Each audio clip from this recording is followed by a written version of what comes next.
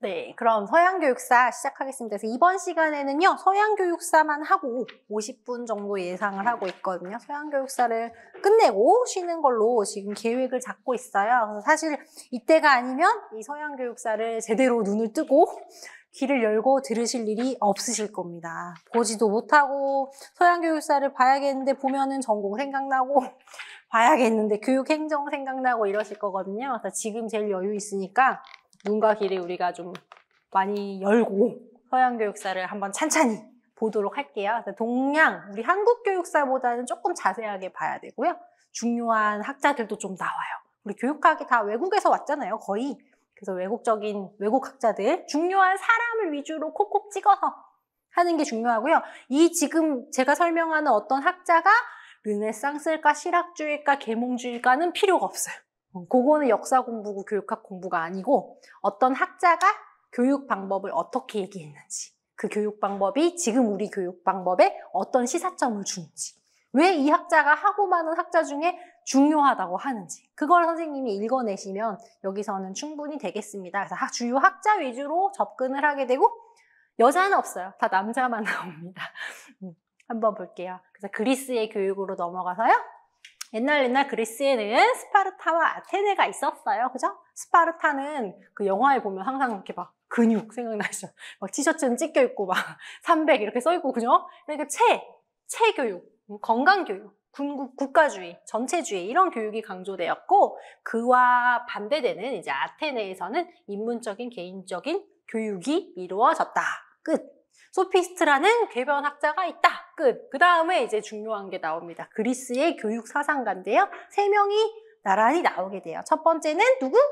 소크라테스. 두 번째는 플라톤. 세 번째는 아리스토텔레스. 이 세 사람이 다 중요하진 않고 플라톤은 중요하지 않고요. 소크라테스와 아리스토텔레스가 중요하게 되는데 중간에 플라톤이 있는 게, 플라톤은 소크라테스의 제자인데 아리스토텔레스의 스승이라고 얘기가 되거든요. 대단한 거야. 다 유명한 사람들끼리 다 알고 알아. 그죠? 그래서 소크라테스랑 아리스토텔레스가 중요합니다. 아리스토텔레스가 기출이고요. 소크라테스는 기출되지 않았는데 기출이 돼도 할 얘기가 없어요. 소크라테스를 몰라? 교육을 하는데 우리 할 말이 없어. 그래서 소크라테스 하면 이제부터는 덕을 생각하시면 돼요. 덕교육이다, 덕교육. 우리 오늘날까지 뭐 도덕교육, 윤리교육, 덕교육 강조하잖아요. 그 근원이 이제 소크라테스까지 쭉 올라가 보면 있는 거죠. 도덕교육, 도덕적인 인간 형성을 중요시하게 되고, 면접에도 나오고요. 나중에 교육 방법에도 계속 나오는데 문답법이라는 교육 방법이 굉장히 중요합니다. 그래서 문답법. 어떤 교육이요? 문답법. 문답법은 물어보고 질문하고 답을 하는 법이다. 문답법. 제자랑 그 소크라테스 책 같은 거 보면 소크라테스 땡땡 블라블라블라블라. 그럼 제자 땡땡 누구 이렇게 얘기하잖아요. 계속 물어보고 답하고. 자, 이게 왜 중요하냐면 그냥 지식을 가르쳐 주면 되지. 내가 이거 알려줄게. 써, 외워, 봐. 이러면 되는데 제자의 말이 되든 안 되든 그 말을 다 들어주고 그 말에 또 반론을 제기하고 그러면서 시간이 오래 걸려도 제자 얘기를 다 들어주죠? 오늘날 교육도 이거랑 비슷하다는 거죠. 첫 번째는 반문법인데요. 네가 알고 있는 그게 맞아? 반문을 하는 거죠. 스승님 저는 이렇게 생각합니다. 진짜 그래? 그게 맞아? 계속 그러는 거야. 그렇게 해서 사람을 질리게 만들어가지고 처음에는 무의식적 무지라서 내가 모른다는 사실을 모릅니다. 모른다는 사실을 몰라요. 근데 계속 질문을 해가지고 그 틀을 깨트려서 완전히 스승님이 모른다는 것을 알게 만듭니다. 내가 모르는군요 하는 거를 알게 만들어요. 그래야지 뭔가 배우겠죠. 자기가 다 안다고 생각하면 배우지 않을 거야. 내가 모른다는 걸 알 때까지 질문을 하는 것을 뭐라고 해요? 반문법. 문답법 안에서 이제 반문법이라고 하죠. 제가 이거 할 때 맨날 말씀드리는 건데 제가 제일 지식이 넘쳐나고 자신감이 있고 나는 좀 배운 사람이야 어깨가 막 올라갔을 때 석사 1학기 때 우리 가족 중에는 석사도 없었어. 대학 나온 사람도 많이 없어. 그래서 나는 이제 대학원도 다니고 석사고 1학기고 조금 있으면 석사학위를 받을 거고 막 이렇게 되잖아요. 모른다는 걸 모르는 거죠. 그럼 점점 공부를 하면 어떻게 돼요? 세상에 공부를 잘하는 사람이 이렇게 많구나. 세상에 좋은 책이 이렇게 많아. 나중에 석사 받으면 더 줄어들어, 자신감이. 박사를 가 더 줄어들어. 저기 지하 7층까지 가요. 그럼 박사학위를 받았는데 기뻐야 되는데 너무 불안해. 내가 박사학위를 잘하고 받았을까? 그게 알면 병이라고요. 알면 알수록 내가 너무 하찮게 알고 있다는 걸 알게 되는 거예요. 그게 그런 것 같아요. 수험생들도요, 공부 안 하신 분들은 자신감이 엄청 넘쳐요. 막 상담할 때 제가 교육학은 좀 하는데요. 막 전공이 어려워가지고 답안지 딱 받아보잖아요. 제가 볼 때는 엄청 지금 막 문제가 있는데 본인은 좀 쓴다고 생각을 해요. 근데 3년째 20점 받고 있는 선생님이 있거든요. 모의고사철에 물어보면은 자신이 없대요. 잘 봐놓고도 잘 봤는지 모르겠대요. 그게 공부를 하면 할수록 내가 안 보이는 게 보이는 거죠. 요즘 교육학 그러잖아요. 뭐 비벼 쓰면 돼. 뭐 아는 게 있어요. 비벼 쓰죠. 그죠? 그러니까 이게 되게 중요한 것 같아요. 공부에서 내가 모른다는 사실을 알게 해요. 그럼 사람이 되게 겸손해지잖아요. 그제서야 지식을 가르쳐 주는 거죠. 그럼 지식을 낼름 먹어라 가르쳐 주는 게 아니라 지식을 혼자 터득할 수 있도록 교사는 삼파법 도와주는 겁니다. 애기 낳을 때 옆에 있는 그 사람을 삼파라고 하는데 애는 결국에 자기가 낳는 거죠. 산모가 낳는 거지 내가 낳아줄 수 없어. 대신 낳아줄 수 없고 아기를 잘 낳도록 도와주듯이 학생이 지식을 잘 배워가지고 스스로 터득하도록 옆에서 조력하는 것을 삼파법이라고 합니다. 그러니까 지식을 받아들일 준비를 하게 하는 게 반문법이고요. 준비가 되어 있으면 삼파법으로 진리를 스스로 깨달을 수 있도록 도와줍니다. 그래서 이 두 가지를 문답법이라고 하고 교육 방법에서 계속 나옵니다. 어떻게 나오냐면 강의를 하는데 강의는 되게 일방적이잖아요. 지금 선생님들 조용히 있으시잖아요. 선생님들이 이해하셨는지 안 하셨는지 제가 알려면 어떻게 해야 돼요? 질문을 해야 돼. 그럴 때 이제 문답법. 교사가 강의법의 한계점을 보완하는 방법으로 문답법을 하게 되죠. 그래서 이게 중요하고 계속 따라다닙니다. 소크라테스라고 대놓고 물어보지 않아도. 이제 플라톤은 소크라테스의 제자로 국가론, 관념론, 이데아론 이런 얘기가 나오죠. 그래서 윤리 선생님들이 되게 잘하실 건데 저보다 더 이제 이데아, 이상세계는 다른 데 있다는 거지. 여기는 현실계야. 선생님이랑 저랑 있는 건 현실계고 저기 위에 이상계가 있다. 현실계와 이상계는 달라라고 얘기를 했다는 거죠. 그래서 플라톤의 사주덕을 보시면 철학자는 지혜가 있어야 되고 군인은 용기가 있어야 되고 노동자는 절제하는 마음이 있어야 되고 이거는 다 계급 사회잖아요. 계급이 있는 것을 알 수 있다. 그래서 여기서 플라톤이 얘기하는 건 플라톤이 훌륭했지만 교육의 기회균등을 이야기한 것은 아니었다. 자, 아리스토텔레스. 플라톤의 제자인 아리스토텔레스는 유일하게 기출된 이 교육사 철학 전체 영역에서 한 번 유일하게 기출된 이제 내용이 나오게 되는데요. 자유교육이 나오게 됩니다. 자유교육, 리버럴 에듀케이션. 자유교육이 무엇이냐? 자유롭게 놀게 하는 교육인가? 제일 우리말로 쉽게 바꾸면 교양교육일 것 같아요. 교양교육.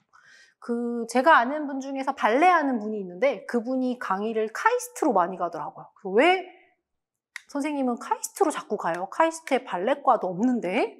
카이스트가 지식을 굉장히 과학적으로 심도 있는 지식을 배우는 학교잖아요. 그러다 보니까 정신건강에 많은 관심을 가져야 된대요. 내가 공부 제일 잘하는 줄 알고 카이스트 왔더니 다 카이스트에서 공부 잘하잖아. 그래서 카이스트 학생들이 너무 메말라 있고 교양교육이 부족해서 카이스트에서 가장 강점을 두고 연구하는 것은 이 카이스트에 입학한 학생들한테 예술교육을 잘 해주는 것이라고 말하더라고요. 그래서 발레도 하고 음악도 하고 요가도 하고 다양하게 강의를 하고 그 강의를 질 좋은 강사를 모셔서 강의하려고 하더라고요. 제가 교육학 강사라서 자유교육을 잘하고 있구만. 교양교육을 잘하고 있구만 생각했어요. 그러니까 우리 교육이 이게 필요해요. 지식 위주의 교육을 하고 있기 때문에 학생들이 정서적으로도 많은 문제가 있죠. 그래서 이 교양교육의 반대말은 뭐냐면 일과 직업을 위한 교육일 거예요. 점수를 잘 따기 위한 교육. 우리 임용처럼 직업을 위한 교육. 이런 것도 중요하지만 사람의 영혼을 위한 여가를 선용할 수 있는 과목도 굉장히 중요하다는 컨셉이 자유교육입니다. 그러니까 선생님 쉽게 생각하시면 뭐예요? 교양교육이라고 생각하시면 돼요. 예술 같은 거. 그럼 학교에서는 어떻게 이것을 위해서 노력하고 있나요? 방과후 활동도 있죠. 애들 악기 배우고 싶으면 방과후 활동도 하죠. 또 창의적 체험 활동에서 영화도 보러 가고 박물관도 가고 그러죠. 그래서 창의적 체험 활동이나 방과후 교육을 얘기해 주시면 이제 교양교육이랑 관련돼서 연결되는 걸로 볼 수 있고요. 자, 아리스토텔레스에서 행복도 중요한 컨셉이에요. 행복. 놀고 먹는 행복이 아니다. 이 행복은 얼마나 진리를 사랑했으면 진리를 다 이해하지 못하면 불행한데 이걸 다 이해해가지고 논리적으로 이해해서 그 논리를 다 뛰어넘는 그런 관조적인 삶을 하면 행복하다. 공부를 열심히 해서 모든 이치를 깨달을 수 있는 것을 행복이라고 하기 때문에 우리가 지금 얘기하는 행복이랑은 다르다. 지금 제가 두 가지 설명드렸어요. 자유교육이라는 중요한 컨셉하고 행복. 두 번째, 세 번째는 이제 마지막인데 본성, 습관, 이성이라는 거거든요. 그래서 교육이 뭐냐면 본성이 있죠. 학교 가기 싫고 책 보기 싫고 누워서 자고 싶고 이런 본성이 있는데 공부하는 습관, 책을 보는 습관 또는 예술을 향유하는 습관을 길러서 결국엔 이성까지 이르게 하는 것이 교육이다. 본성, 습관, 이성. 여기까지만 알면 됩니다. 아리스토텔레스. 플라톤과 아리스토텔레스를 비교해보면 이상과 현실은 달라. 이원론. 이상은 현실 속에 있어. 하나야. 이론은 이황이의 같죠. 지금 이 컨셉이 지금. 여기서는 이데아를 실현해. 이데아의 실현을 얘기했고요. 여기서는 행복을 실현해. 라고 말했어요. 플라톤은 연역적이고 아리스토텔레스는 귀납적이고 사주덕 3요소가 있다. 로마 교육은 넘어갑니다. 그래서 이게 아테네 학당이라는 유명한 그림인데요. 애들 일반 사회 책에도 나오더라고요. 우리가 맨날 배우는 별의별 학자 다 있어요. 수학학자. 수학학자 여기서 작도하고 있고 그냥 이거 수학에 나오나요? 수학에 나오나? 작도하고 있고 뭐 하고 있는데 여기 두 명 있잖아요. 이 두 명이 이제 플라톤과 아리스토텔레스라고 얘기가 되는 거죠. 자, 그래서 여기 손가락에 하늘을 가리키고 있는 사람이 누구예요? 플라톤이죠. 이 세계, 이데아와 우리 세계는 달라. 이데아는 저기 있어. 그리고 아니야, 여기 있어. 하나야. 이 사람이 아리스토텔레스가 되겠죠. 이걸 애들한테 가르치면 애들이 뭐라 그래요? 선생님 아니에요. 뭘 먹을래? 라고 물어봤는데 이 사람은 나는 치킨을 먹고 싶어, 닭고기. 아니야, 난 돼지를 먹고 싶어. 이렇게 얘기하거든요, 애들이. 치킨이나 돼지나 닭고기나 지금 그 얘기하고 있대. 근데 이게 이제 가장 기본이 되는 거고요. 아리스토텔레스가 나왔기 때문에 소크라테스는 면접에서도 사용하실 수 있는 그런 내용들이 있어서 소크라테스와 아리스토텔레스 중요하다. 기출 보겠습니다. 2014년부터 이런 스타일로 교육학이 객관식에서 주관식으로 갔는데 2014랑 2015 문제들을 보면 틀을 아직 못 잡았어요. 지금 문제랑 조금씩 달라요. 그래서 2015 문제에 나왔거든요. 다음은 A중학교 학교교육계획서 작성을 위한 워크숍에서 교사들의 분임 토의 결과를 일부를 교감이 발표한 내용이다. 이렇게 컨셉을 줘요. 조수 선생님들 계시니까. 이 내용을 바탕으로 A중학교가 내년에 중점을 두고자 하는 교육 목적을 자유교육의 관점에서 논하고, 자, 자유교육을 만약에 배웠다면 자유교육, A중학교가 내년에 자유교육에 중점을 두려고 해. 이거는 공부만 열심히 가르치자는 얘기는 아닐 거예요. 학생들의 지덕체, 전인교육, 교양교육을 강화하자는 내용에서 써주면 되겠죠. 이 문제만 봐도 알 수 있다는 거죠. 그래서 교육 목적에 관한 문제점과 개선 방안인데 우리 학교는 학생들의 합리적 정신을 개발하기 위해서 지식교육을 추구해 왔습니다. 그런데 그러니까 아니라는 거죠. 지난해 도입된 국수형 교과에 대한 특별보상제 실행으로 이들 교과의 성적은 전반적으로 상승했대요. 그러니까 성적은 상승했는데 학교가 추구하고자 한 것과 달리 반별 경쟁에서 이기거나 포상을 받기 위한 것으로 교육 목적이 왜곡됐다. 애들이 공부는 열심히 했는데 반별 경쟁을 하면서 비인간화 같은 게 나타났고 그래서 자유교육이 필요하다 그 내용이겠죠. 그래서 배점 보시면 자유교육에서의 교육 목적 논술. 자, 이런 문제 때문에 교육 사철학이 불안한 거예요. 이제 사철학 공부 안 했어. 안 할 거야. 그리고 시험 보신 분 중에서 안 하는 선생님 많아요. 그리고 이제 9월 마지막에 막 기출을 보게 돼. 시험 보기 전에. 기출을 보는데 이게 안 풀려. 그래가지고 저한테 이제 카톡을 보내요. 자유교육 관점에서 교육의 목적으로. 그럼 언제 그걸 다 설명하고 있어. 그래서 이제 이런 것들을 지금 사전 촬영을 하는 거예요. 자유교육 관점에서 교육 목적 논술이다. 근데 모호해. 자유교육 관점이라고만 하고 4점을 주고요. 아무런 조건이 없죠. 그러니까 이때는 아직 문제가 틀을 잡지 않아서 그렇죠. 뭐를 4점을 어떻게 하라는 말이 없습니다. 이럴 때는 4문장 정도 자세하게 뭔가를 써줘야 되겠죠. 이런 문제가 나오진 않겠지만 없다. 자유교육 관점에 관한 선생님이 알고 있는 지식을 총동원해서 4문장 정도 써주면은 4점을 받을 거고 제가 예시로 써본 걸 읽어볼게요. 오늘 자유교육 배우셨으니까. A중학교가 교육 목적으로 추구하는 자유교육의 이상은 학생을 지식의 형식에 입문시켜서 합리적 마음을 개발하고자 하는 건데 자유교육은 입시 경쟁이나 상 등의 다른 것의 수단이 아닌 교육활동 자체가 가지고 있는 내재적인 목적을 중시한다. 즉, 교육의 공적 전통이나 본질적인 가치를 최우선으로 생각하기 때문에 자유교육의 관점에서 A중학교의 특별보상제 시행은 교육의 목적을 왜곡시키는 결과를 가져왔다. 그러므로 A중학교가 고대 그리스 교육에서 시작된 합리성을 기르는 교육을 추구하기 위해서는 자유교육을 교육의 근본적인 목적으로 해야 될 것이다. 그러니까 이게 지금 뭐가 없죠? 왜냐하면 문제가 뭐가 없어서 그래요. 자유교육에 대해서 이렇게 썰을 풀었어. 내가 이런 거 알고 있다. 이런 내용을 알고 있다. 여기다 뭐 방과후 내용을 넣든 창체를 넣든 그 흐름만 맞으면 선생님들이 점수를 가져오겠지만 달랑 한 문장 써가지고는 4점을 받지는 못하니까 1점을 한 문장으로 생각하고 이제 서술하는 것들을 배우게 될 거예요. 본격적으로. 지금은 넘어가지만.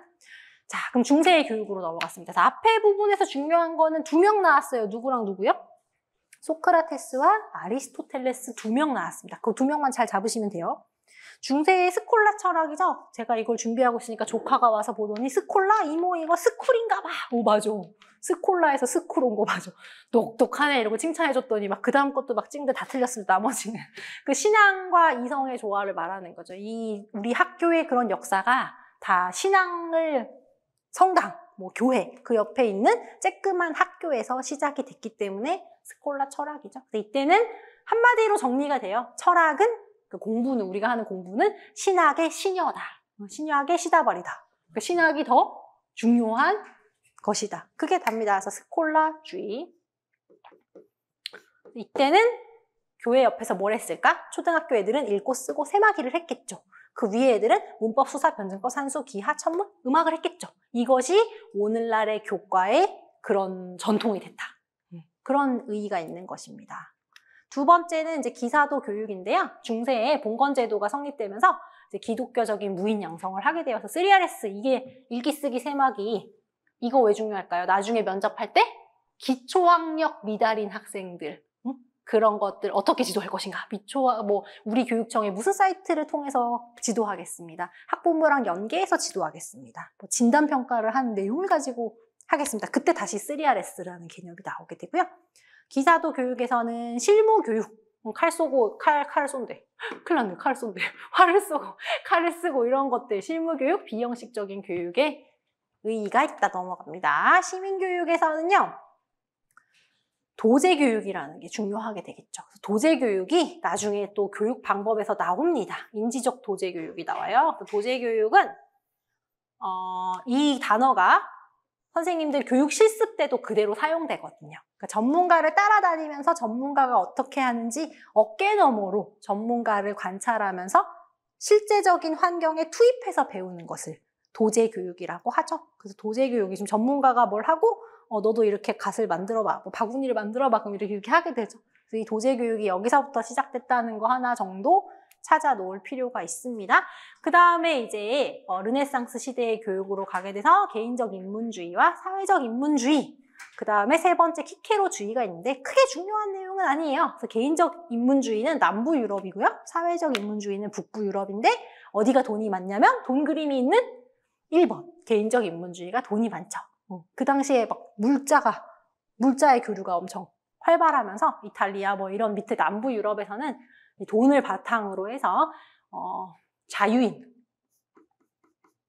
개인의 교양을 넓히는 교육을, 개인의 교양, 개인의 그런 풍족함을 높이는 교육을 강조한 반면 북부 유럽에서는 종교개혁이랑 관련이 있어서요. 사회, 도덕, 종교에 관한 교육이 많이 이루어졌다.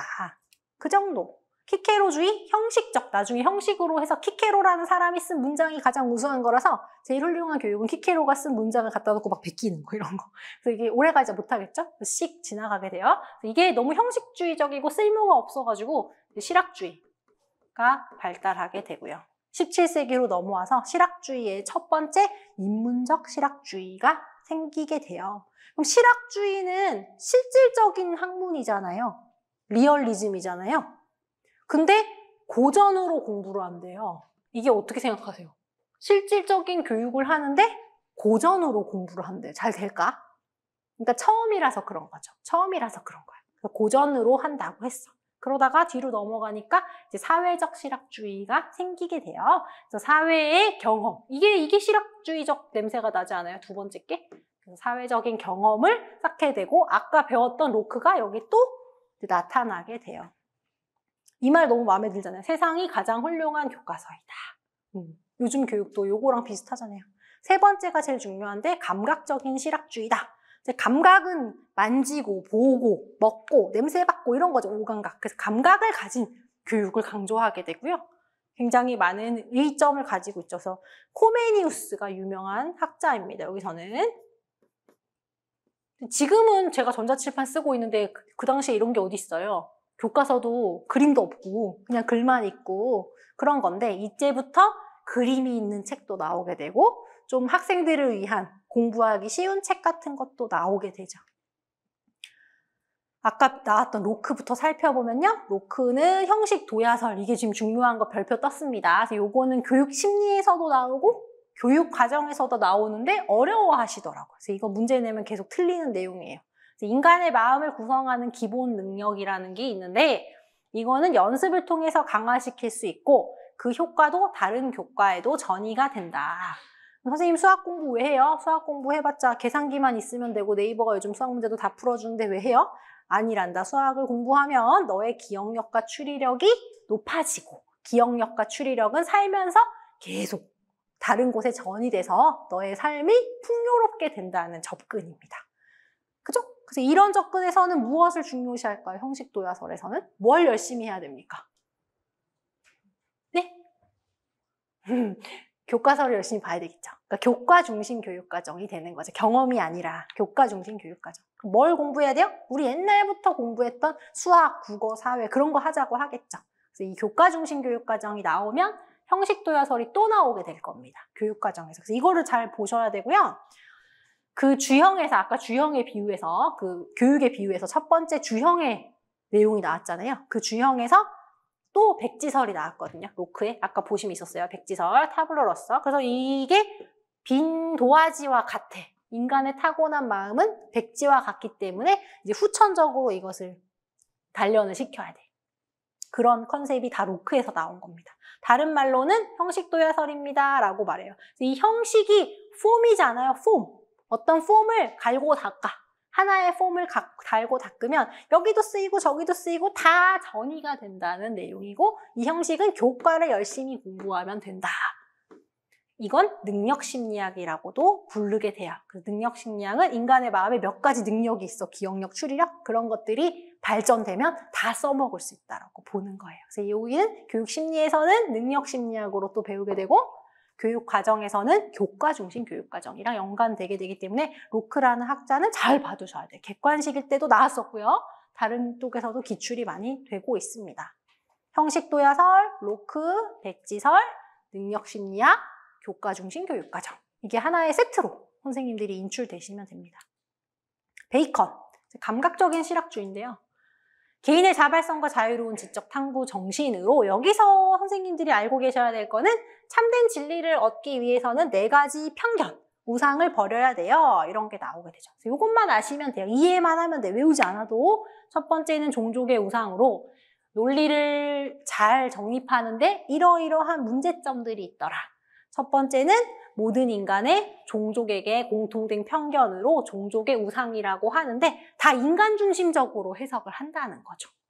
저새가 지금 먹고 살기 힘들어가지고 겨우 날고 있는데 사람이 볼 때는 저새는 자유롭게 날아다녀서 행복하겠다. 다음에 태어나면 새로 태어나야지? 새한테 물어보진 않았죠. 새는 배부른 소리 하네 이럴 거 아니야. 자기는 편하게 살면서. 인간 중심적인 해석을 하는 게 종족의 비유. 이런 종족의 우상을 가지고 있기 때문에 논리를 파악하는 데 어려움이 있을 것이다. 두 번째는 동굴의 비유로, 동굴의 우상, 각 개인의 특유한 편견. 우리는 뭐라 그래요? 우물안 개구리라고 하잖아요. 우리가 보는 여기가 제일 세상에서 가장 큰 섬이다. 소통을 해야 된다는 걸 알려주기도 해요. 왜 소통을 해야 돼요? 이런 것 때문 아닐까요? 소통이라는 거? 최근에 교육에서 강조하는 것 중에 항상 나오는 게 소통도 있잖아요. 다른 사람도 만나보고 해야 되는데 우물안 개구리가 되면 안 된다. 세 번째는 시장의 우상으로, 시장은 시끄럽죠. 말로 시끄러워. 그래서 언어에 의해서 생기는 편견을 말해요. 인어라는 말이 있는데 실제 인어는 없죠. 근데 말이 있으니까 있을 거라고 생각하는 거지. 그래서 언어에 의한 우상을 말한다. 자, 극장의 우상, 철학의 독단에 의해서 생기는 편견으로 유명한 학자가 지구가 평평하다고 했어. 그럼 지구는 평평할 거야? 하는 유명세나 권위에 의해서 제대로 사건, 현상을 보지 못하는 것을 극장의 우상이라고 하고요. 요 정도는 그래도 보셔야 되는 배경 지식이 되는 내용입니다. 코메니우스는 감각적 실학주의다. 코메니우스가 감각적 실학주의예요는 중요하지 않은데 코메니우스가 뭘 한 사람인지는 중요하다. 코메니우스는 범지학. 이제는 모든 사람에게 모든 것을 가르친다고 했으니까 모든 사람에게 모든 걸 가르친다는 그런 의의가 있겠죠. 우리 교육이, 공교육이 그렇잖아요. 모든 사람에게 모든 것을 가르치는 거의 시작이죠. 보면 자기가 가르쳐야 될 동물을 이렇게 그림을 열심히 그려놨고요.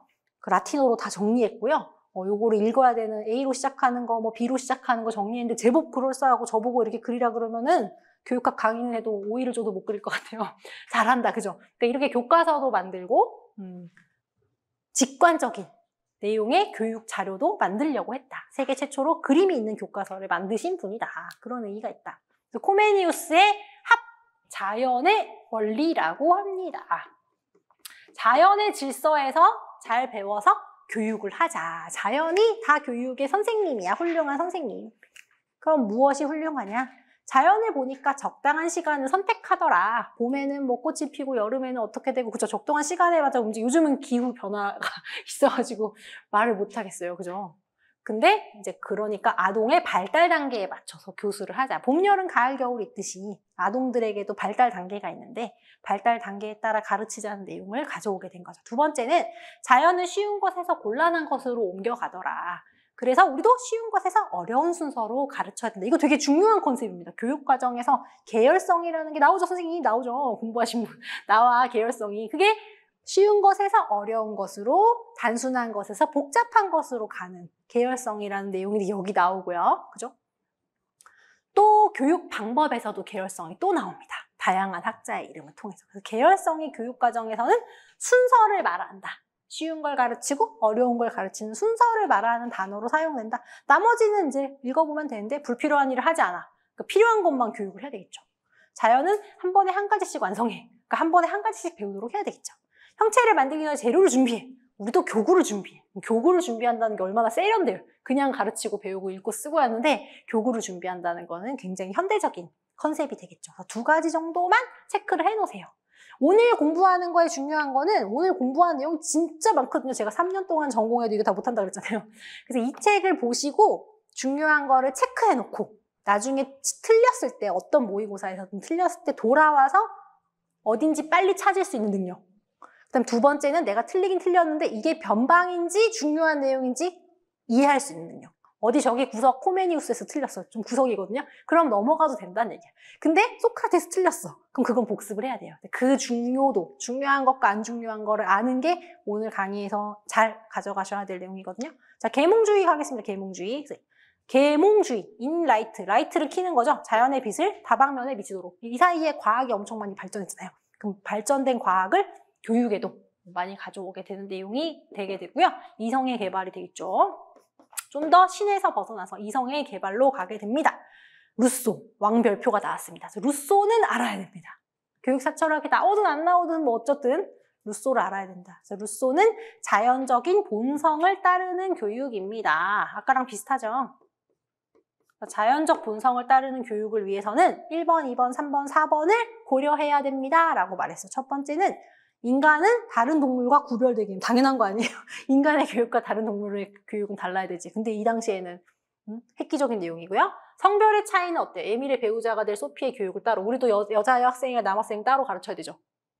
아니잖아요. 아니잖아요. 끄떡끄떡이 아니잖아요. 다 똑같이 가르쳐야 되죠. 그래서 이 성별의 차이는 루소에는 있지만 우리 교육이랑은 지금 안 맞는 거죠. 우리는 교육은 성별 차이 없이 하니까. 우리 교육이랑은 안 맞는 내용입니다. 연령별 차이는 어때요? 우리 교육에 맞는 내용입니다. 만 6세부터 공교육에 들어오게 되죠. 개인별 차이는 우리 교육에 맞아요? 완전히 맞죠. 맞춤형 교육. 그래서 이걸 보면 1번, 2번은 큰 의미가 없지만 3번과 4번은 지금 교육에도 엄청난 의미가 있는 거죠. 요즘 교육부에서 강조하는 맞춤형 교육. 지금까지 하고 있는 게 뭐 루소가 얘기한 거랑 뭐가 다르냐고요. 그러니까 굉장히 중요한 학자고 이 사람이 얘기하는 인재상, 고상한 야만인. 고상한데 야만인이야. 그러니까 교육을 어떻게 인위적으로 만드는 게 아니고 하고 싶은 대로 자연스럽게 놔두면서 키우는 교육이다. 왕별표입니다. 계속. 교육 방법, 합자연, 자연의 법칙, 주정주의, 실물 교육. 그래서 제일 중요한 거는 소극적 교육. 아니 교육을 적극적으로 해야지. 아니야. 학생이 주인이고 학생이 경험을 막 하게 놔두고 우리는 주변에서 살살살살 도와주는 조력자의 역할. 이거 구성주의에서 많이 나오는 내용이고 최근도 교사가 수업의 주인공이라고 하지 않잖아요. 이거 최근이랑 가장 비슷하고요. 그 다음에 아동중심 교육. 아니에요. 전 청소년을 가르치는데요.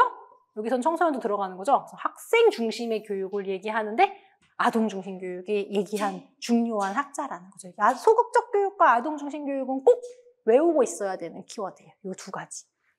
루소의 교육 방법.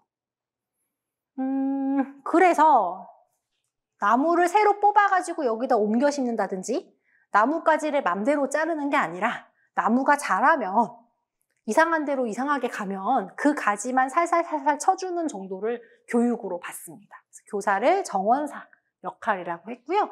교육 방법 쪽에 가시면 귀에 막 딱지가 듣도록 듣는 게 있어요. 안내자, 조력자, 촉진자, 보조자. 교사의 역할인데 최근 교사의 역할인데 이때부터 나오게 돼서 루소가 중요한 학자이다. 근데 너무 소극적이야. 여성 교육에 대해서 제대로 얘기해 준 게 없어요. 학교 교육에 대해서 제대로 얘기한 게 없어. 그냥 놔두는 거지. 애들을 그냥 놔두는 거지. 그래서 비판은 방임주의입니다.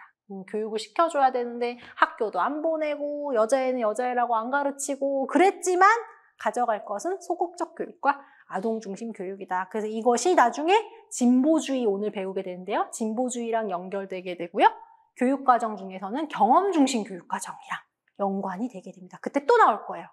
어때요? 방임하게 생기지 않았죠? 마음이 너무 좋은 것 같아요. 학생들을 들들 볶지 않고 이렇게 막 그래 놀아라 어디 한번 놀아봐라 이런 제가 그렇게 봐서 그런지 약간 그런 인상인 것 같아요. 인상이 좋으세요. 범해주의는 이런 사람이 있었다. 바제도. 합리주의 칸트 어때요? 딱 인상이 시간을 굉장히 잘 지키고 막 깐깐할 것 같잖아. 아까 앞에는 시간 안 지킬 것 같잖아. 우리 사람들 중에서도 진짜 마음 좋은 사람 중에서 엄청 많은 사람 별로 못 본 것 같아요. 저는 아직까지. 그래서 칸트는 이성을 강조하겠죠. 사람들이 칸트가 지나가면 시계에 맞췄다 그러잖아요. 그래서 이성을 굉장히 강조하고요. 인간은 교육을 통해서만 인간이 된다. 그래서 교육을 통하면 모든 것을 가르칠 수 있다. 교육 만능설, 교육 보편설 이런 걸 얘기했다. 근데 이제 칸트는 별로 중요하지 않아요. 루소가 중요합니다. 소크라테스, 아리스토텔레스, 그 다음이 거의 루소입니다. 중요도 순서로. 루소, 왕별표 지금 있고요. 다른 쪽은 슬슬슬슬 넘어갔어요. 신인문주의 19세기로 많이 점프해서 왔는데요. 고대 그리스 문화의 핵심인 인간성의 조화로운 발달을 말하고 이 키워드가 제가 가끔 틀리기도 해요. 근데 뒤에 이렇게 답으로 다 되어 있거든요. 책 뒷부분에 이제 키워드 보시고 이 정도 인출을 해보자는 얘기거든요. 그래서 계몽주의, 인문주의 비교해보면 계몽주의가 반역사주의라면 반대예요. 신인문주의는 역사주의. 여기가 사회동포주의라면 여기는 자기 나라끼리 뭉치는 민족주의. 이렇게 반대이다. 또 나왔습니다. 중요한 사람. 누구? 베스탈로치. 5급에 나왔습니다. 5급은 교육공무원 뽑는 거고요. 합격하면요. 교육부에서 일하는 거거든요. 학생을 가르치는 건 아니에요. 근데 페스탈로치가 나왔습니다. 오히려 우리는 학생을 만나잖아요. 근데 페스탈로치가 우리가 더 중요하거든요. 근데 그쪽에서 출제가 됐어요. 페스탈로치 그쪽에 출제됐기 때문에 페스탈로치는 무시할 수 없고 열심히 봐야 됩니다. 아동의 잠재력을 개발하는 데 중점을 둔다. 합리주의와 자연주의예요. 합리주의와 자연주의 이렇게 들어가게 되죠. 페스탈로치는 교육의 성자라고 하는데 되게 중요한 컨셉이 3H입니다. 3H. 3H의 조화라고 말해요. 어떻게 가르치는 게 중요하냐? 왜 교육을 하냐? 3H가 잘 조화로운 발달을 하려고 가르친다. 그럼 헤드는 이거, 머리. 하트는 심장, 마음. 핸드는 손. 자, 우리 교육이랑 비슷하죠? 지덕체 그런데 헤드는 지, 하트는 더, 핸드는 체. 이렇게 되는 거죠. 그러니까 지식, 기능, 태도. 교육이 여기서부터 시작됐다라고도 볼 수 있기 때문에 3H 교육이 중요하고 전인 교육의 토대가 되는 내용입니다. 합자연, 그다음 노작 교육이에요. 페스탈로치는 유아나 초등에서 훨씬 중요한 사람이거든요. 그래서 뭔가 막 만지면서, 모래를 만지면서 노작 교육도 강조한다. 페스탈로치 교육 원리는 제가 욕심을 내면 3개를 외웠으면 좋겠고 나는 죽어도 교육사처럼 밉다 그러면 2개라도 외웠으면 좋겠는 거예요. 그래서 문제가 나오면 항상 이걸로 나오거든요. 원리로. 첫 번째는 자발성의 원리입니다. 원래 애들이 가지고 있는 그 잠재력을 알아서 잘 끌어내도록 해줘야 돼. 주입식 교육은 안 된다는 거죠. 두 번째는 조화의 원리로 3H의 조화로운 발달. 이 조화의 원리는 제일 중요한 거 아니에요? 페스탈로치에 3H 있으니까. 그다음 세 번째는 방법의 원리로 발달 단계에 따라서 교수를 한다. 그럼 이상하게 요즘 대한민국 교육이 뭐 어렵다, 청소년들이 힘들다 이런 제시문을 막 주고서 페스탈로치의 교육 원리를 근본으로 해서 이 제시문의 내용을 비판해봐라. 그러면 이제 요즘 청소년들이 막 학원도 많이 다니고 사교육도 힘들고 지식 위주로 몇 시까지 공부하고 OECD에 비해서 뭐 행복 지수가 낮고 그러면 여기서 봤을 때는 자발성의 원리. 학생들이 내부에 있는 자연의 힘을 스스로 해야 되는데 주입식 교육을 하고 있는 걸로 비판할 수가 있겠죠. 그 다음에는 지식만 중요한 게 아니라 도덕적인 거, 신체적인 것도 중요한데 인문계 고등학교 애들이 체육을 해봤자 몇 시간 하겠어요. 학교에서 하는 게 다겠죠. 조화의 원리에서 얘기할 수도 있고요. 방법의 원리에서 발달 단계에 따라 가르쳐야 되는데 애들이 학원 다니면서 막 초등학교 애들이 중학교 수학하고 막 이러잖아요. 그런 것도 얘기할 수 있겠죠. 직관의 원리, 사회의 원리가 있습니다. 이 페스탈로치는 실제로 보육원을 운영을 했었어요. 여러 학생들이 같이 공부하는 경험, 키우는 경험을 했기 때문에 사회의 원리가 있어요. 여러 명이 모여서 같이 생활을 하잖아요. 그래서 루소와의 다른 점이다. 그 다음에 중요해서 그림으로 보여드려요. 그래서 사회 자발성, 조화, 방법의 원리는 아셨으면 좋겠다.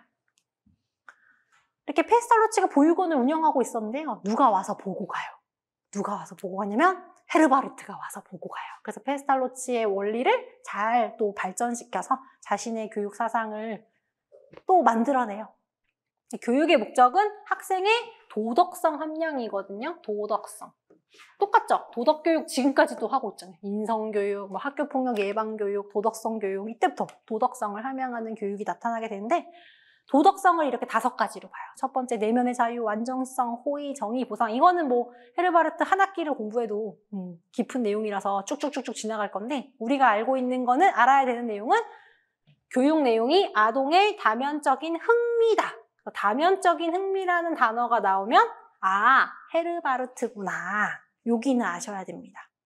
원래는 이렇게 생각하잖아요. 수업은 목적인데 제가 오늘 교육학 강의를 하는 게 목적인데 강의를 열심히 잘 듣고 참여하게 하려고 흥미를 불러일으키잖아요. 대부분 교사들이. 그럼 내가 수업을 하는데 수업을 잘 듣게 하기 위해서 흥미를 불러일으킨다는 거지.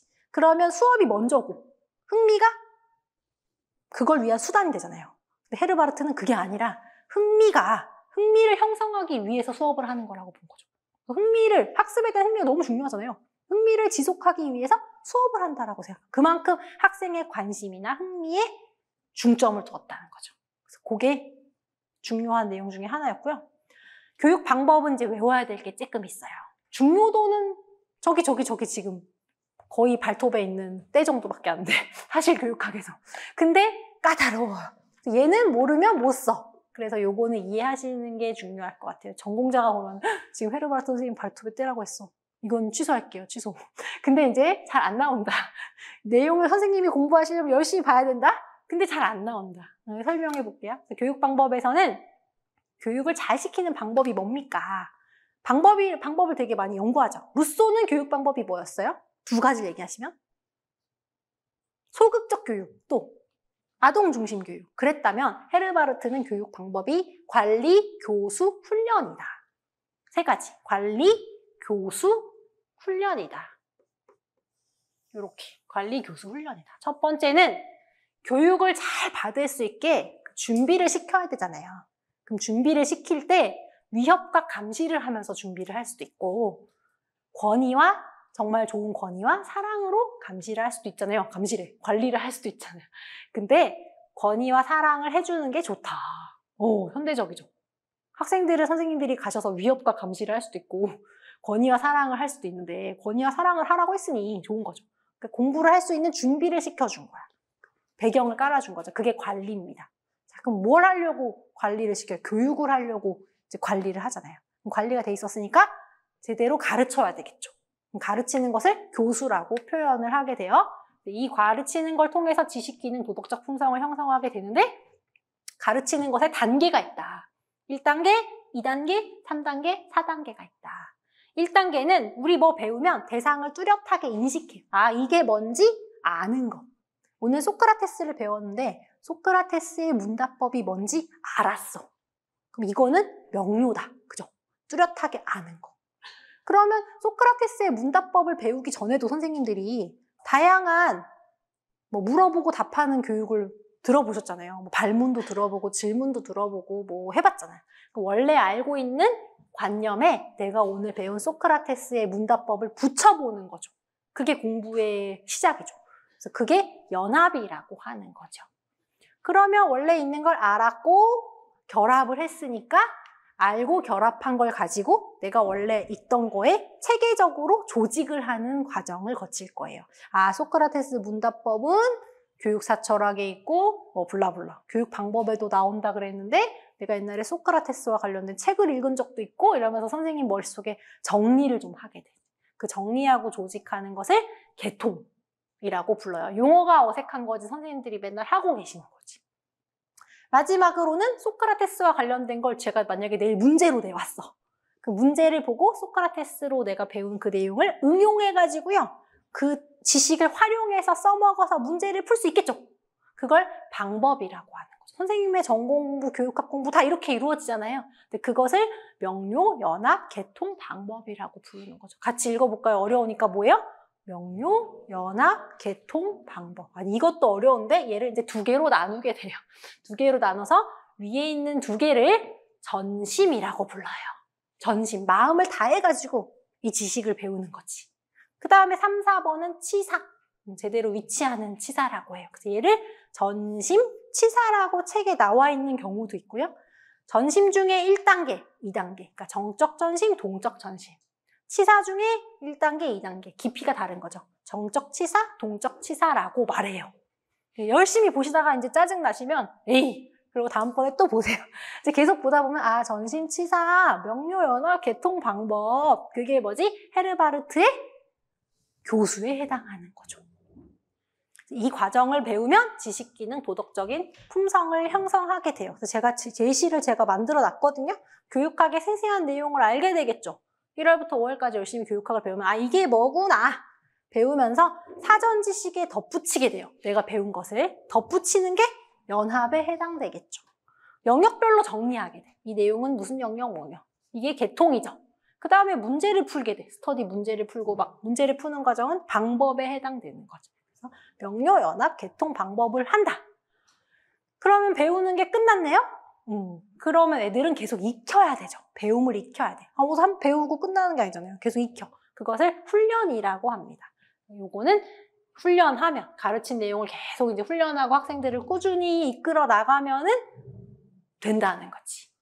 그래서 관리 교수 훈련에 교수 안에 뭐가 있어요? 명료, 연합, 개통 방법이 있고 2개씩 하면 전심치사고 어려우면 모르겠다. 그죠? 그 페스탈로치 중요도가 훨씬 중요도가 높고 헤르바르트는 그 다음인데 이런 것들을 몰랐다가 다른 친구한테 문제를 받았어. 10월 달에 풀어보니까 헤르바르트가 나왔어. 전심치사래. 그럼 나 교육학 공부 이제 큰일 났다. 이렇게 된다는 거죠. 근데 그때도 이걸 들어놓으시면 아, 헤르바르트 걔 별로 안 중요하지. 이제 그러면서 책을 꺼내가지고 보시고 책을 보고 문제를 풀면 된 거죠. 그거를 그 정도만 하시면 돼요. 책을 다시 꺼내서 풀고 이 문제가 어떤 맥락에서 물어봤는지 어느 정도 변두리인지 선생님들이 잘 지도를 보시면 됩니다. 국가주의 피의태는 크게 볼 건 없고 이 당시에 나폴레옹의 침략 전쟁으로 독일이 각성을 하면서 공교육 제도와 의무교육 제도의 근거를 하게 되겠죠. 그렇죠? 다 했네요. 그래서 중요한 거 체크해 볼게요. 고대에서는 누구랑 누가 중요했나요?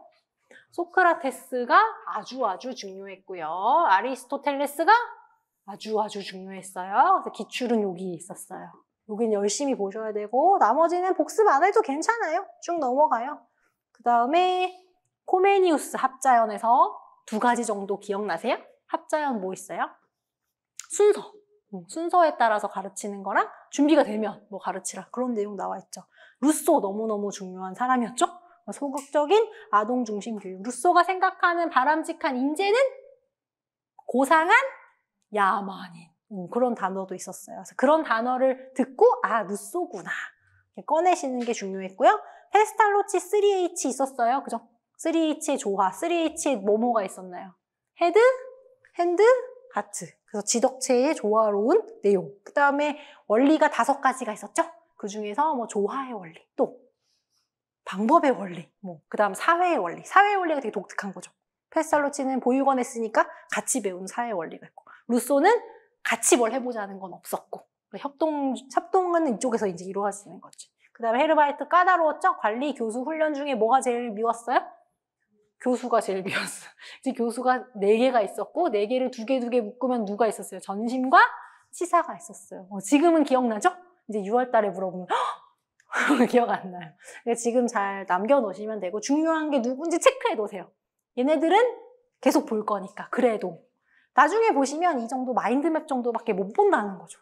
지금 저랑 꺼내본 정도밖에 복습을 못 해요. 너무 할 게 많아서.